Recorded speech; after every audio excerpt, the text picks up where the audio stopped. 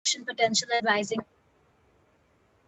I am the co-director of the Action Potential Advising program here at Simply Neuroscience, and I'm going to be your host for today. Today, I have the honor of introducing to you Ms. Vrinda Nair, who is going to be giving a fascinating presentation on the topic, the poetry of neuroscience. Vrinda Nair is an aspiring scientist and currently specializes in the drug design of small molecules. Apart from her scientific inclination, she is an author poet of 3 published books. She's a solopreneur with 2 ventures, Letters at Work, content writing services, and Vrinstorio, an online art store. An ardent reader from where she finds the stimulant source of the pursuit of writing. She writes on diverse themes on her blog and designs many art forms. She's also a certified professional life coach, instructional designer, digital illustrator, and passionate about playing the violin. She actively supports many causes and works with organizations that support women in STEM, sci artists, etc. She believes to live in sanguinity. Now, before we start, a couple of quick housekeeping notes. Please send in any questions that you might have in the chat after the presentation is over. We will keep around 5 to 10 minutes for the Q&A at the end. Also, I must ask you to please refrain from unmuting yourself during the presentation. So if we're good to go, let's give the virtual stage to Ms. Nair. Thank you so much. Thank you so much. I hope I'm not going to bore you this afternoon, and there's something interesting that you all can get.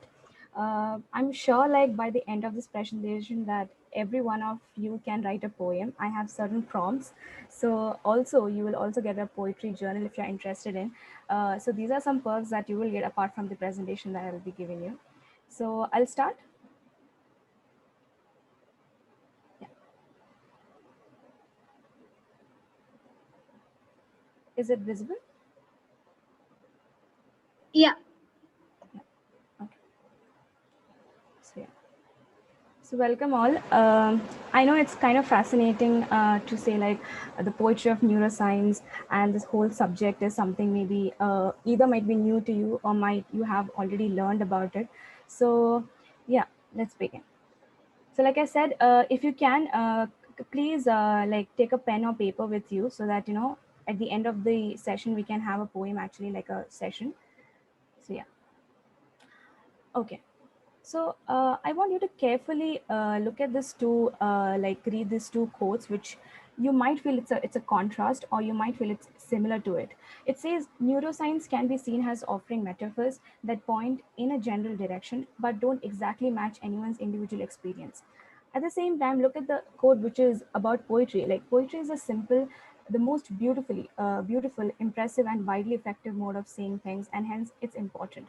Now, can you see a contrast or a similarity between these? Like in poems, we always use metaphors so that it's easy for a poet to express different feelings, and or maybe some complex feelings through words. So these are like two interconnected fields, I guess, like for example, neuroscience and poetry.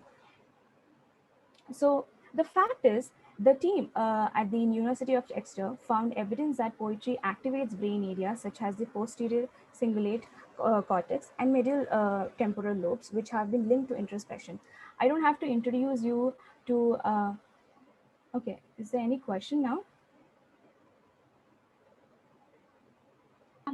The questions will come in at the end of Okay, the presentation. So. sure. Okay, yeah. So I don't have to introduce you about the debate that we always have, which is of left brain and versus right brain. As you know, like the left brain uses all this thinking in words, sequencing, all our mathematics, facts, logic, and everything is actually handled by the left brain. And the saying goes like for the right brain, it feels visualization, imagination, intuition, rhythm, holistic thinking, and art, everything. So this is a kind of amalgamation that we have. Over here, we have the neuroscience. Over here, we have the poetry. Now, let's see how this introspection actually works out in the brain. Like you might ask, why introspection in general? So, you know, poetry is in a condensed format, as you know, because it has a certain way of telling a complex or like a complex feeling, or might be some hallucination through poetry, you know, through words. It is always condensed in a form, like, you know, it doesn't require like a pages or like a short story. Like it doesn't need so much of explanation. You can just finish it maybe in 3 lines or maybe 4 lines or whatever you might feel like to. So the second thing is it actually captures intense feeling. That means you might see that for example, if you're sad, you might prefer to listen for certain kind of music, or if you're happy, you listen to certain kind of music. So this actually captures intense feeling in your brain, and this actually challenges you to transform the simple and beautiful thing of writing into a poem. It challenges, like I said, simple explanation. Poetry has a shape through lines to navigate people. If you see, like, if any poetry, if you see, there's a kind of a format that it follows. Like I said, it's a condensed format. There are lines, and they help us to navigate. There are very different forms of poetry, like repetitive poetry or experimental poetry. There can be serious poetry, poetry which uses a lots of metaphors. So these are some lines, that will navigate people to read about the feelings, and the it captures this explanation of this complex being. As you know, like, a poetic perspective is all around us. If you see, it's not like you won't understand poetry, or poetry is actually difficult. Our brain is actually hardwired to understand the poetic feelings, so around us you can write poetry about anything. Like, you just did something in a day, and, like, for example, you attended this presentation, you can actually write a poem about it. So that's how you should feel, or you should think, like, this poetic perspective is all around you. Secondary, there's an interesting experiment which was done using AI, which was a long back, a bit maybe a few years back. So they actually wrote many poems, like many poems. They wrote many poems, and then they were submitted to scientists to see if it can ignite any senses or it has any emotions. Trust me, it actually, the AI completely failed the entire test. Because why? You might ask, why is it so? Because your brain creates a cocktail of vivid imaginary. That means, if you for example, if you go to a place, you just collect all those pictures in your brain, and you just, your brain actually memorize everything, and then it forms a vivid memory, and through that it actually forms a cocktail, and this helps this feeling, and this helps to write a poem for you. So this is something an AI or a machine learning, like that aspect cannot be, like a computerized poem cannot be generated, because it won't have any human touch or the feeling that we have. Secondly, uh, one of the topic that I really wanted to touch is the intellectual pleasures of interpreting poetry.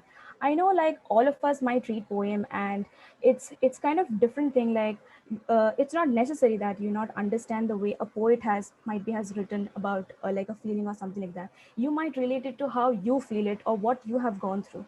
So that's one of the thing. Poetry is one of the leading thinking art in this whole art forms. It actually ignites many senses in you. It captures many feelings in you. It brings in full potential of the brain. And also, thing has a there was a study which was done, like, I'll be showing these images in the like next slides, that it actually promotes good thinking. And you can think as if everything lights up, right, every right thing lights up in your brain just at that moment when you listen to a poem or when you listen to a music. So this is the image that University Texture did. This is your brain on poetry. It's actually a brain activity and connectivity during poetry composition. So there was many volunteers which took part in this research, and they were told to, like, listen to poetry or make poetries. And this is the image that you can see. It actually shows. How a crude lump of cells created purely to help us reproduce can make something as complex and beautiful as poetry. You can see it actually ignites various parts of your brain. Yeah, there is a debate again which says, okay, it only refers to the left side and the right side. But surprisingly, using MRI scans, they have actually seen there's towards a multidimensional model of creative process, that your brain actually ignites a lot of emotional strength while poetry composition, or while you listen to a poetry. It actually ignites many feelings in you. So you might actually call it like poetry is like a music to your mind. Like, but you ask me, but how come, like, a poetry is a music to your mind? It actually brings imagination into life, because, like I said, it creates like a cocktail of imaginary, like, in your brain. But what if you actually put that in pen, and, like, you start writing about it? It actually brings your whole imagination into your life, and there's a sense of rhythm which goes into it. If you, for example, write a repetitive poetry, there's a sense of repetition. Of course, there is a debate again which says too much of repetition can actually cause, like, it might irritate a person, but a little bit of repetition can actually create a sense of rhythm in you. Now, you might ask, like, why should we write poetry, or what are the benefits of writing poetry? So, let me tell you, like, poetry boosts memory and encourages self reflection. It means, like, there's certain things which is highly therapeutic to you. Might be some people would prefer writing a song, or maybe they journal about things, or they keep a diary, for example. But this is again one of the medium that you can actually choose. You can write poetry, which boosts your memory in the sense, just collect all those imaginary and just start writing something. It actually boosts your memory, and that is how it is linked to the introspection factor of neuroscience, and also encourages self-reflection. Yeah, it's true. Many of them, it has shown that they have cured depression, or they have come out of this feeling out of the blue by actually writing poetry. Secondly, like I said, the human brain is hardwired for poetry. If anyone, if you think that, oh, I can't understand poetry, or I can't write poetry, it's not true. The fact is, our human brains is hardwired for poetry. It can actually understand poetry, or you can actually feel good about it when you actually just read, or just listen to it. And also, poetry deepens and renews the gift that all of us have, and the gift that makes us human being, that is imagination. I don't have to tell about how big this entire factor is when it comes to poetry and imagination. uh, it's something, a beautiful way to actually express yourself, express, or remember those good, or maybe any kind of memories that you have, and just write it in our poetry. You might I don't know if you might know about this, but there are many scientists. I just want to name two of them there, who were poets and who were actually acclaimed poets. One is Rebecca Elson. She was actually an astronomer, and she actually wrote a lot of poems regarding space and what she captured, the stars and everything. And of course, Sir Henry Davy. He's one of the, again, one I don't know if you know that he's the one who actually invented elements like sodium and potassium. He was also an acclaimed poet, and there are many poems like both have like written, and which you can actually go and refer to. One I can say by Rebecca Elson is the Antidote's Fear of Death.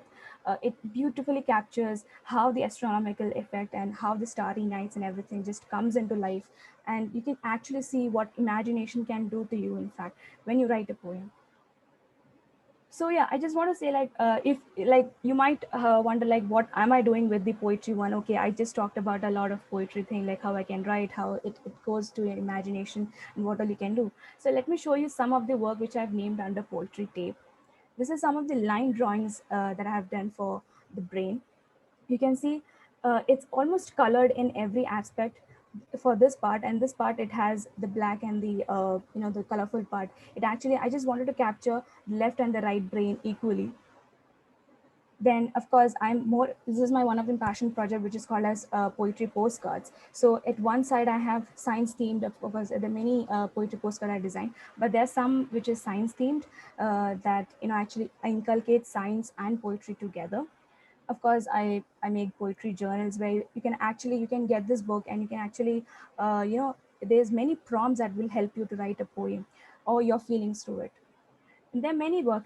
Of course, you can also do collage work in a poetry, which says, the first image that you can see is like, okay, this is a collage work. It's like there's a person standing in a garden, and it says think, and it's a parrot. As you know, that parrot is someone, is a bird which, when you ask to say something, it will just repeat it. It won't think of their own and will present it. So this actually means, like, think of your own. Don't be a parrot in someone else's garden. Think for yourself. Write for yourself. This is again some of the collage works, like, which is related to poetry. Okay, this is one of the poems that I wrote for Alzheimer's disease, which will be getting published soon. I'll just recite if you want. So yeah, cut them into million silvers, they said. Shedding those facets would demean the layer beneath. They no longer tried in the loops of infinity, no errors in their world because it's pure of memory. The profusion of cells explodes into the palette of unknown. It is just a loss of acceptance or the fear of known matters. In the lapse of time, the droplets of blood wane through its vessels of roots. At the dawn, collected wisdom fly towards the shore. Days pass out, but it moves backward with more promises. But how long it lasts, the answer lies within the same cells of degeneration. Till then, erase the forgotten parts. So this actually talks about how a person or the relative or someone who is nearby you actually feels when they are diagnosed with Alzheimer's disease. They actually kind of don't. The real, of course, we still don't know the main scientific reason behind it. We only know that it's because of the cells, like degeneration of the cells and everything. But still, there's so many debate that goes on. But I just have tried to capture the feeling of what they feel and what the people around them feels like. Okay, these are some of my recommendations. You can definitely see there are certain videos which will actually take you through the neuroscience part and the poetry part, and research papers like exploring poetry with cognitive neuroscience. But I guess you might know about T.S. Eliot by this time. In fact, he's one of the most famous and like acclaimed poet out there. There's many poems that you can read, but this is one of his famous poems, the love song of J. Alfred Prufrock. This is one of the research paper which actually explains everything in detail. And lastly, I just want to say, like, remember, we are different, our stories are different, so is our poetry. There is a saying which goes, don't bother copying his word, copy his mind. I just want to leave you with an interesting fact. If you have heard about psychiatry, it is actually the art of hallucination. There's a website we can go and check out. You can actually create your poems by using your hallucination and the sounds that you create. There's something which is very interesting, and a lot of people have found it helpful to come out of the hallucination of depression, everything. There was one of the winners, and you had a special mention in one of this competition called as Art of Neuroscience. I guess you should definitely check this out if once you have time. Yeah. So I guess this is one.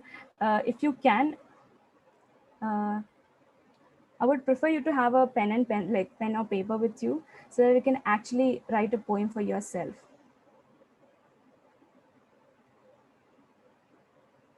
Um, yeah.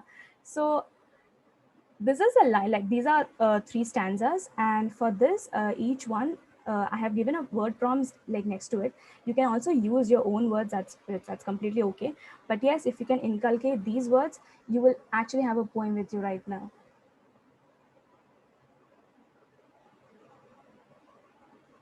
So it says, I'll just give you an example how it goes. The emptiness in me grows when someone forgets to remember that it in voids, that it remains in the voids of mind. So I just use the first word of these. So you can actually create this poem by using these word prompts.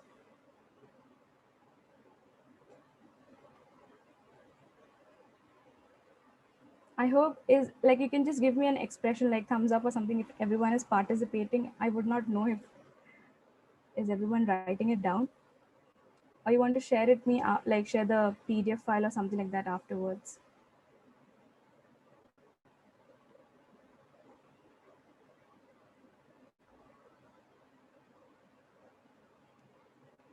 Okay. I think maybe everyone would like to share it after the session as well, Yeah. Yeah. Sure. because people might be shy to present right now. No, no, no. You don't have to present. You just have to keep it with yourself. You just have to fill in the words, and then yeah, that's only for your personal use. Yeah, I've just given like a way how you can actually write a poem right now. Like it's just wanted to say like it's not very difficult to write. Yes, that's the thing. Yeah, I can share this prompt like after this session, of course, so you can write it down. Also, yeah. Thank you for listening. I hope this might have given you a bit better understanding of how poetry and neuroscience is connected. And of course, you can just email me to get your poetry journal. I can just forward your the poetry journal, and that will help you to write poetry, and you can create many more beautiful pieces for yourself. And of course, if there's any doubt or anything that you want to say, like you can just email me, or you can just go to my website and you can see what all work I do and everything. Yeah. Okay, so does anyone have any questions that they would like to put down in the chat? Anything they might want to ask?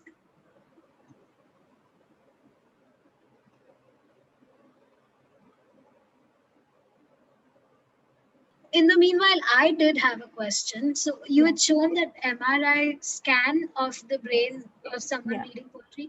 Was it Yeah. something related to hormones? As in, is brain neural hormone somehow related to reading maybe sad poetry or something that's filled with joy?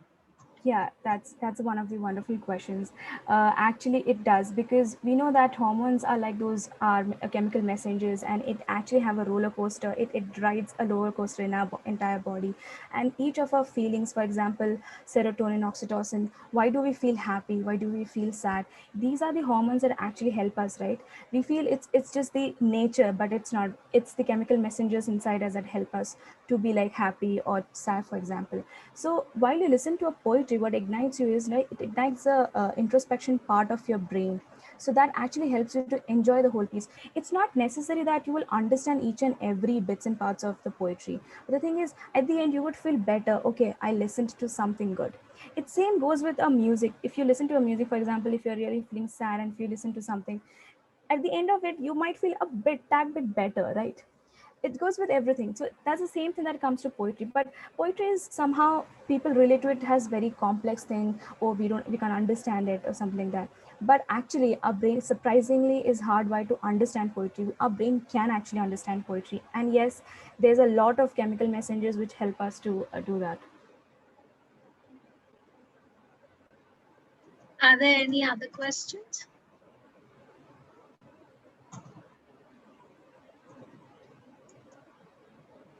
I just want to know, Uh, like, do everyone write poetry? Like, are you among the audience, or there's someone who reads the poetry, or like, how is it like? So uh, that you know. in the meanwhile, I do have a question. Yeah. Someone's asked, do you Mhm. think poetry composition can be used for behavior modification or helping in better adjustment for individuals? Oh yeah, definitely. I'll just give you a small example first.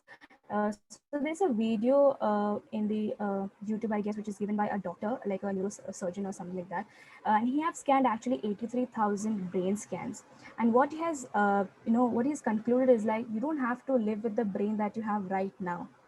That means if there's someone who is who has depression, who was depressed before, or that they have come out of it, it's not necessary that you have what the wiring that you have right now. You don't have to live with that.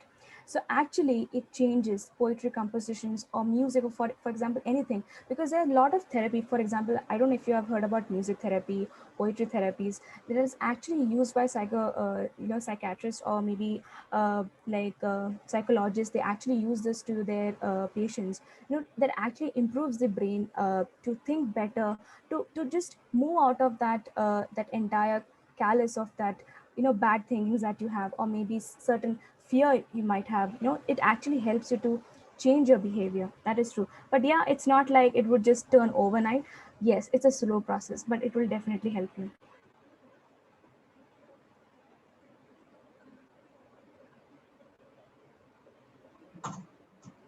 Any other questions? You were saying something when Mhm.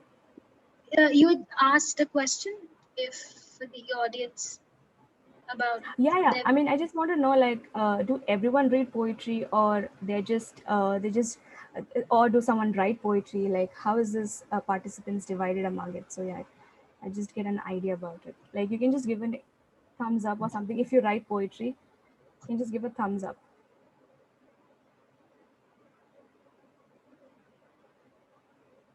Yeah, I can see. It's okay.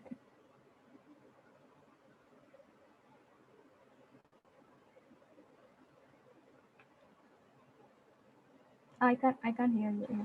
We have another question. What motivated you to explore the space of poetry and combining it with neuroscience?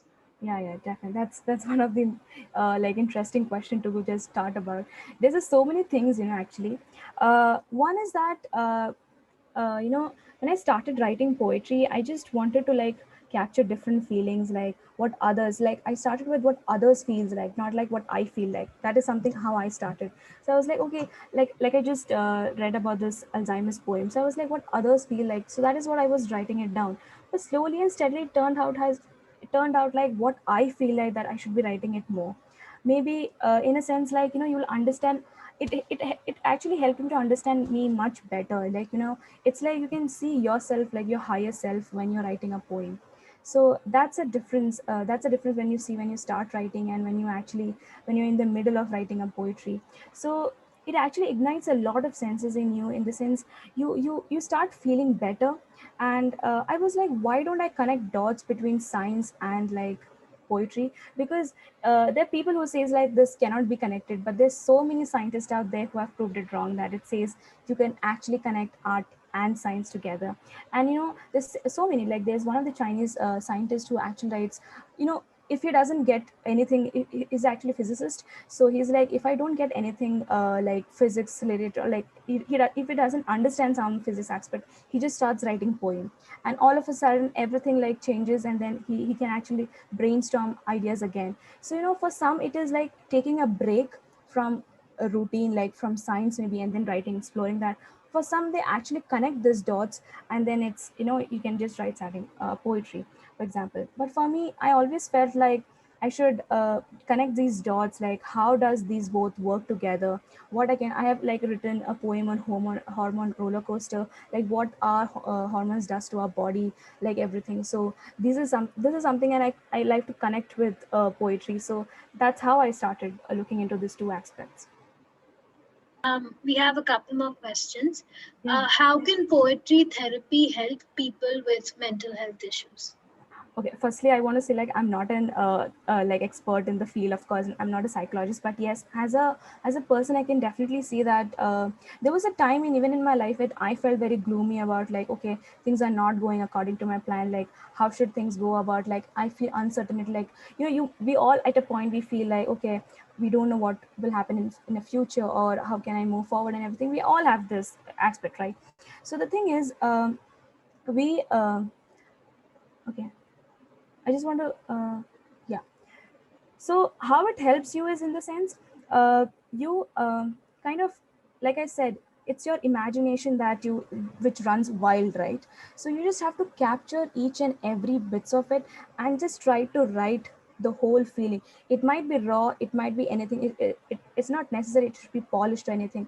Just okay, for example, today if you go back, like like after some time, just write some points that you feel like, oh, what you feel about, for example, what you felt about this presentation, and how you can connect that feelings to what you're going through in your life.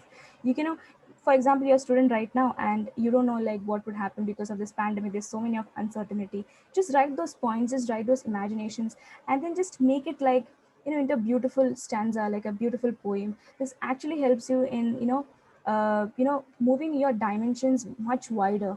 And actually it helps you to understand what you might need in future.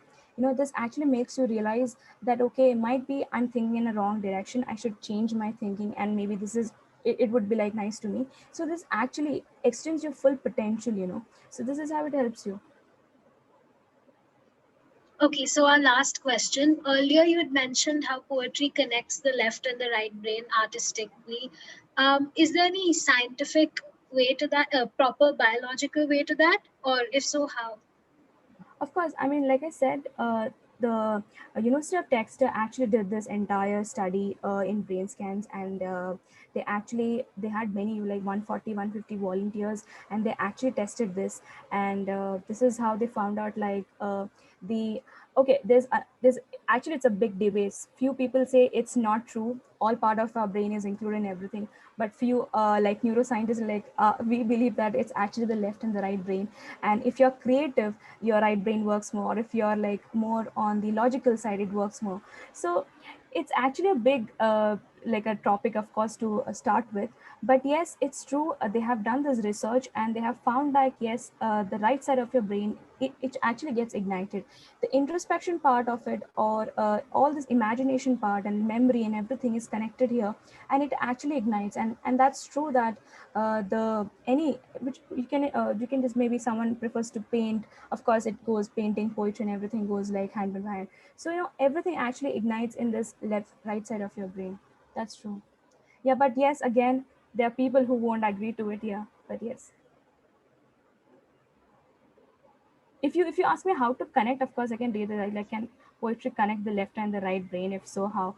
I mean, that's that's a kind of a difficult question to answer, because connecting is something like we can do it, like we can actually connect the dots physically, but I don't know if it's happening in, like, in your brain. In fact, that's one thing.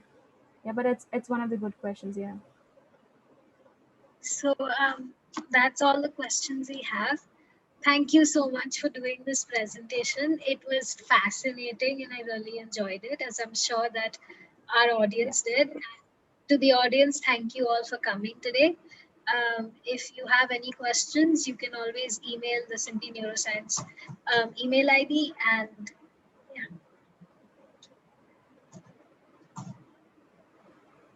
I mean,